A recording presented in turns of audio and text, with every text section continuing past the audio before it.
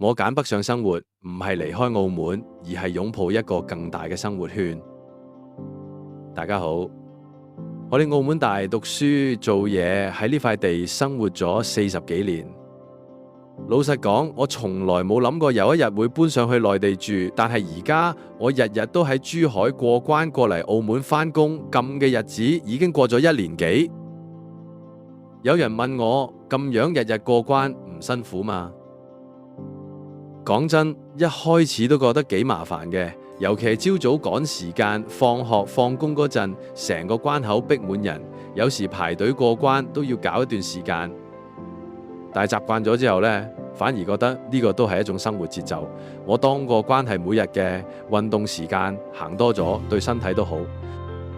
同埋而家內地交通真係好方便啊！佢個手機就有車，口岸周圍嘅巴士路線又4通8達，又唔貴，去邊都快。點解我會揀搬上去內地住啊？最大原因呢係居住環境啊！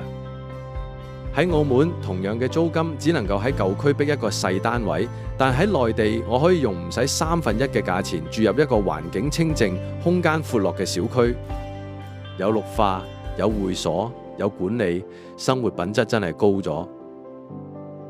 仲有就係生活成本啊！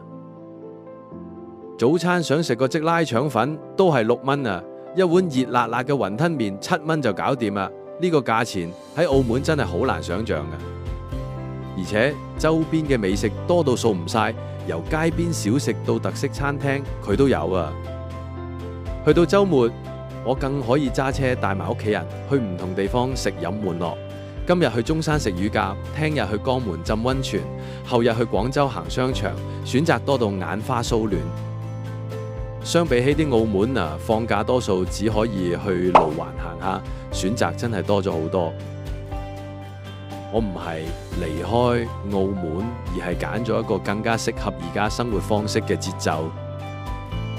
每日穿梭兩地，雖然係多少少奔波，但換翻嚟係更大嘅居住空間，更多嘅生活選擇，同埋輕鬆嘅消費壓力。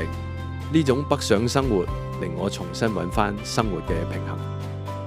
如果你都諗緊搬上去內地住，不妨試下，可能你會同我一樣中意咗呢種兩地生活嘅新節奏。